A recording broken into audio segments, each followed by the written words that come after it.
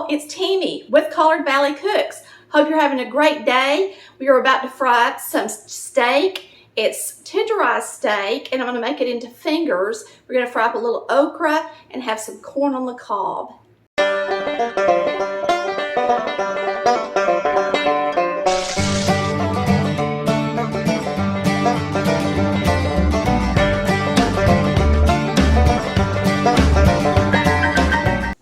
So I'm going to use some flour, salt, and pepper, and a little bit of roasted garlic powder. So we're just going to start off with some flour.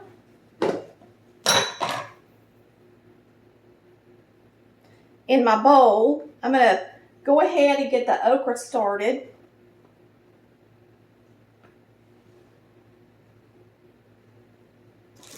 This is frozen okra, and I'm just going to throw it down into the flour.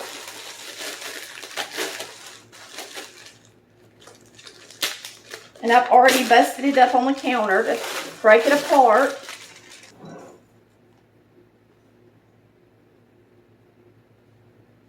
Put some pepper in it, some salt.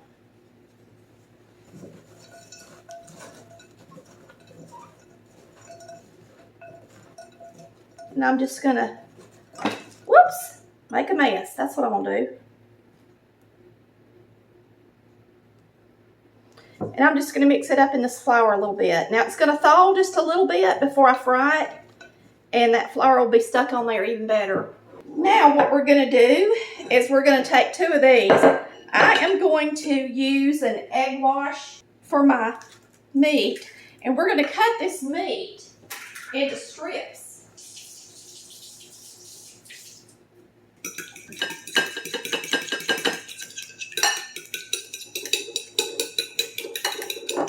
I'm going to add just a hint of buttermilk in there.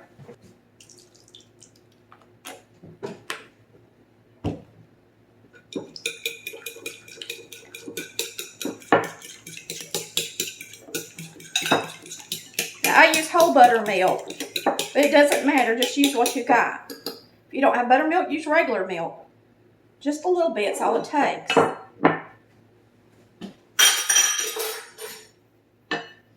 Now what we're going to do is we're going to put some flour in here. It's self-rising because it's a little crunchier than plain flour. If you got self-rising, use it. If you don't worry about it. Just use plain flour.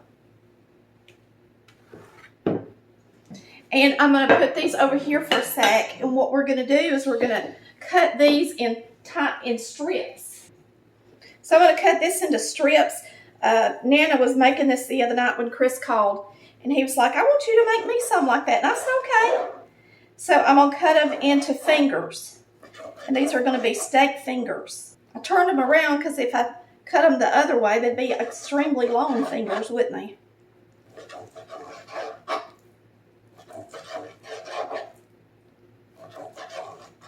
We're just going to season them. Then we're going to dip them in the egg wash and in the flour, and we're going to get over here and fry them in a skillet. All right, I'm going to use some garlic powder. You can use garlic salt, whatever you got. But I really like the taste of this garlic powder. Oh my goodness. I really like the taste of this garlic powder. It is really wanting to come out of there fast. I don't want too much on it because Chris is not that crazy about it. All right, so then we're going to do pepper and salt. Plenty of salt. Okay. We're also going, while my hands are dry, I'm going to salt and pepper this okra. Good. Too.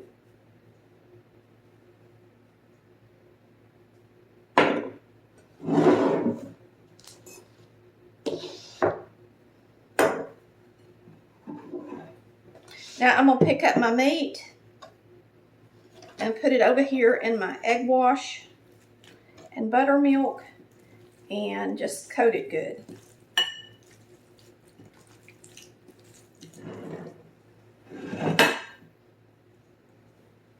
Now I'm going to dip them in the flour.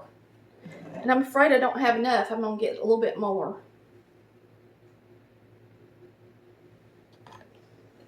And you can always use the flour that's left over the same night in gravy if you want to use the drippings for gravy. But I'm not making gravy tonight. So you're just going to take each of these and you're going to get them in this flour and you're going to coat them good.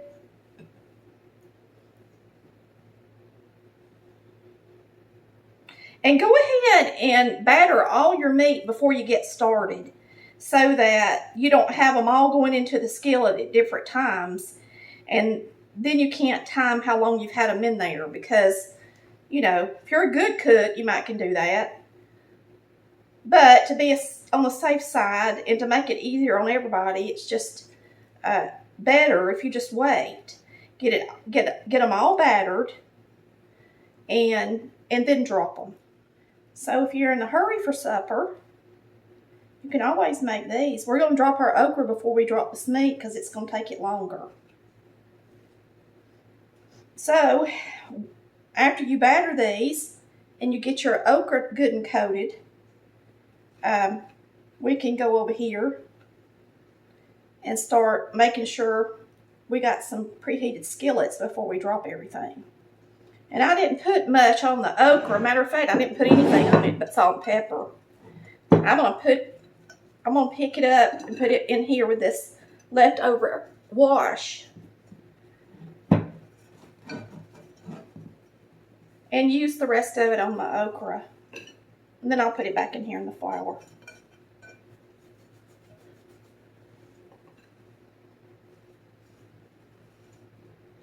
I don't have to get every one of them as long as I get a little bit of it. It'll be double coated, won't it?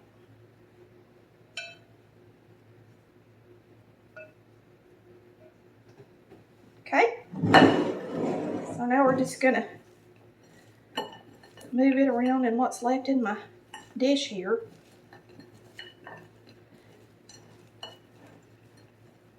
Just like that.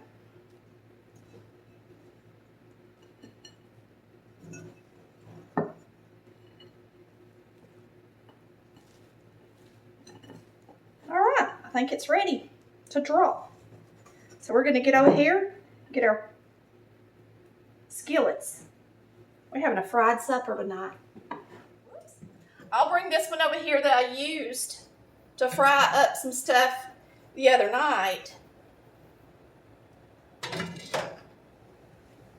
So I've got this skillet heating up. It's got a lot of oil in it. I'm going to put some of this oil into this skillet for the okra.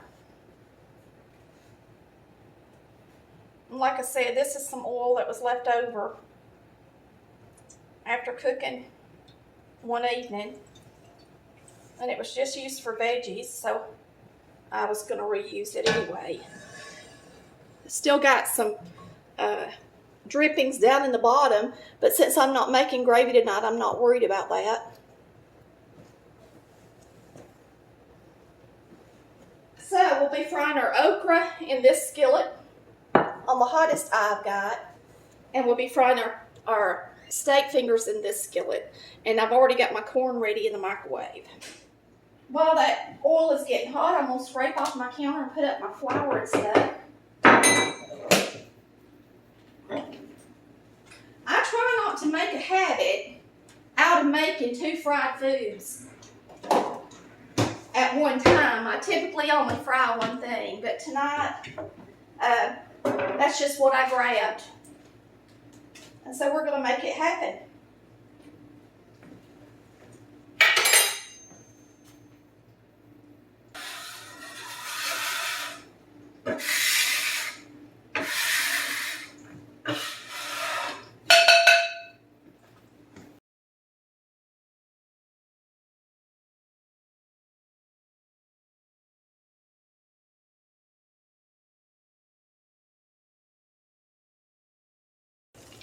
Not quite hot enough for me. So I'm going to check on and see how hot the okra skillet is. Okay, the okra skillet is hotter. And that's one reason I got this skillet is because it is a high conductor material compared to cast iron. So I wanted to start using it for stuff that I wanted to fry quick, like okra, squash, and stuff like that. And you can tell that it's gotten quicker, hot quicker, and it'll also get more uniform heat underneath it as well. Just a cheap aluminum pan, really. But that's all you need to fry stuff. Now, the cast iron is fine for the steak, but it just takes longer to fry up for the okra than it will for us to fry up the steak.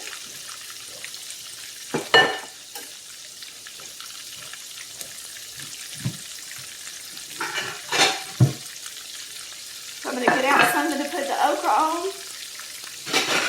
I'm going to put the meat on when it's done.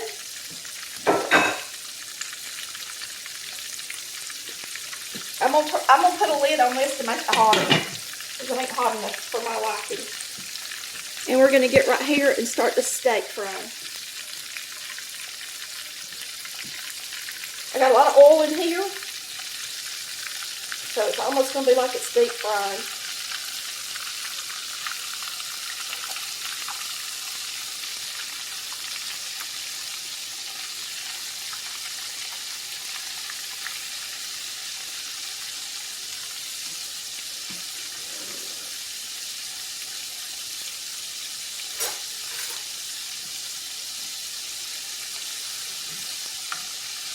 We'll get about 2 more pieces in there. And we'll do it. And then I'm going to set a timer for this meat. I don't want to overcook it.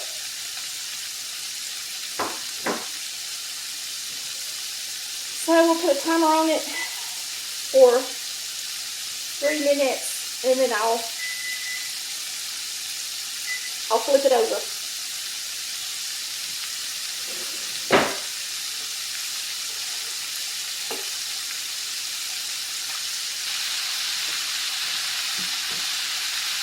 Alright, while that's doing good, and we got a couple of minutes, we're going to clean up.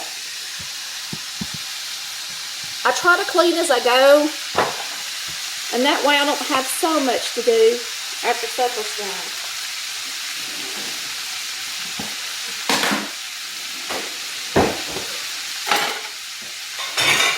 And there's the knife I couldn't find a while ago, of course.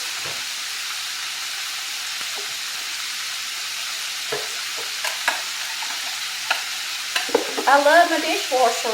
I use it too.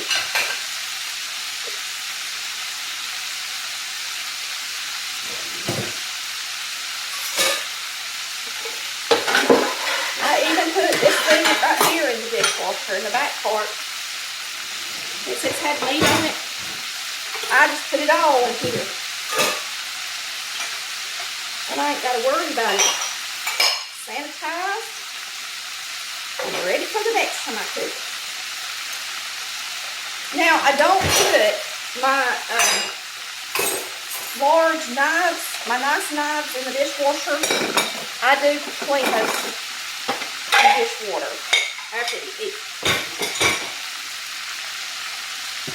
And I'm not putting my nice non-stick skillet in there. It's still out from this morning either.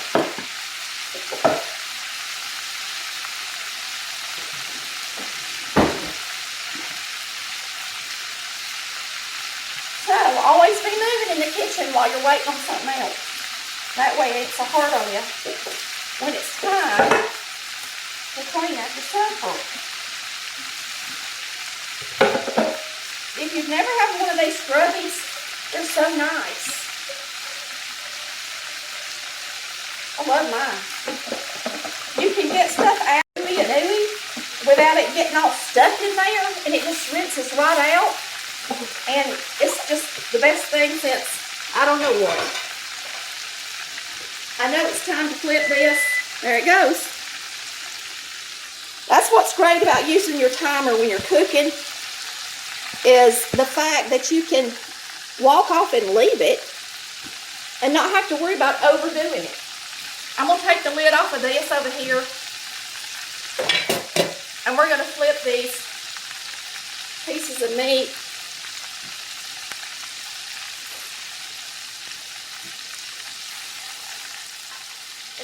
So the only thing I don't like about this cast iron, it does not get hot enough that it gets my meat and stuff brown before it's done. I mean, like it doesn't get brown enough, and then it makes you feel like you didn't fry it long enough. All right, we're going to turn the timer back on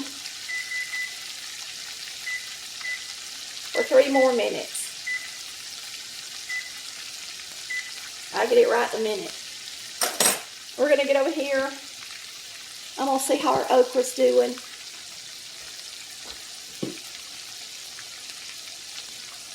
Now, you don't want to flip your okra until it's time to flip it.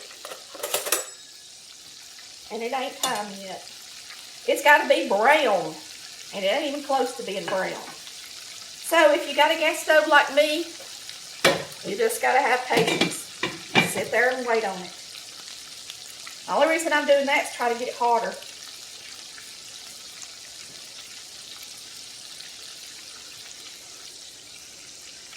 So we still got a few more minutes of waiting. So now I think I'll run me some good dishwater. I've gotten rid of most of all the dookie stuff that we used to bread everything with. Now I can run some clean water without getting it all nasty with the flour.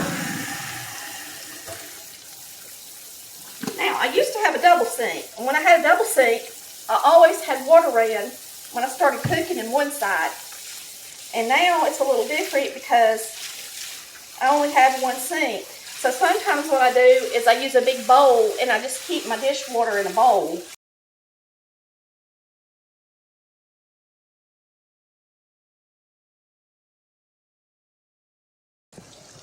The steak's about ready. 12 seconds. So I got me a plate right here. And we're going to put it up on this plate.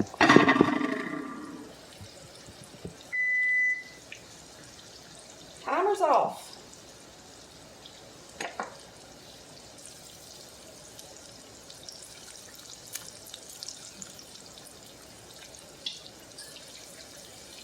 These got pretty brown. Looks pretty good.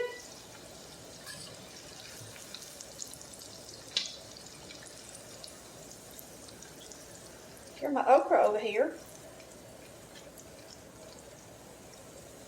There they are. Let's drop some more. Let me check on my okra first. It's doing all right.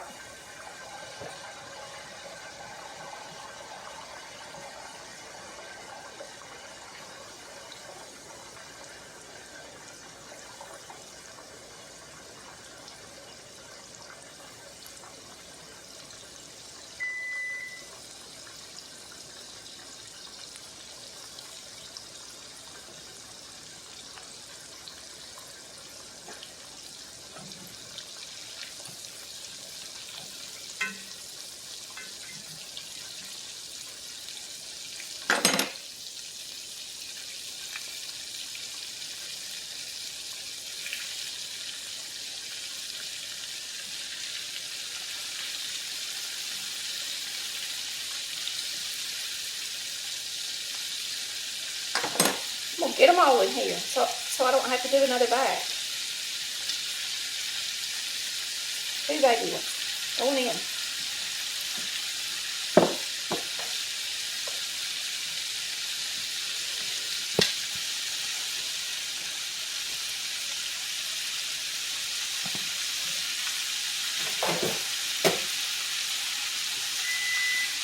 Oh, we're deep in here.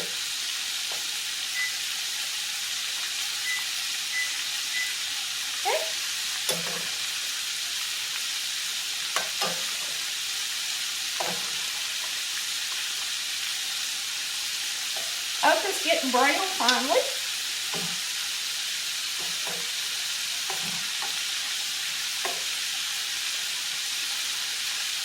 Now somebody said they had some of these and they love them, and then somebody said they had some and they didn't last long.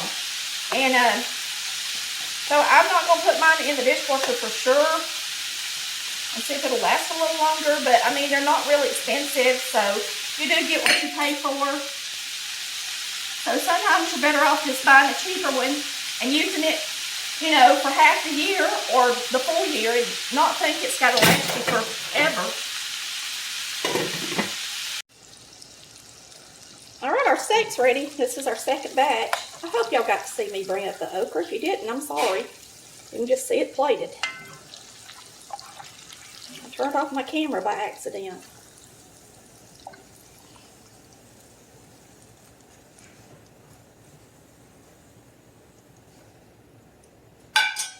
Okay, we're going to turn that off. I'll bring y'all over here. Let y'all see what we put together.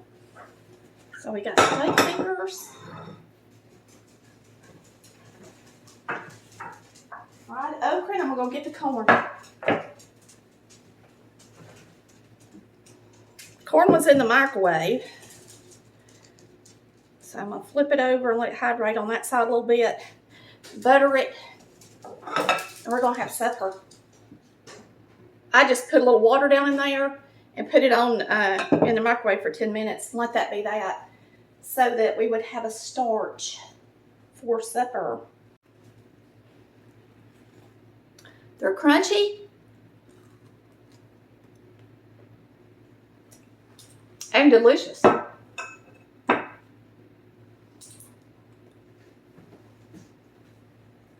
I'm hot, y'all. Hot in here. Get you some dipping sauce and make you some steak fries. One more thing before I go. I don't typically do that with my okra where I bread it and then toss it again and then bread it. Y'all, this okra is so crunchy. It's crazy.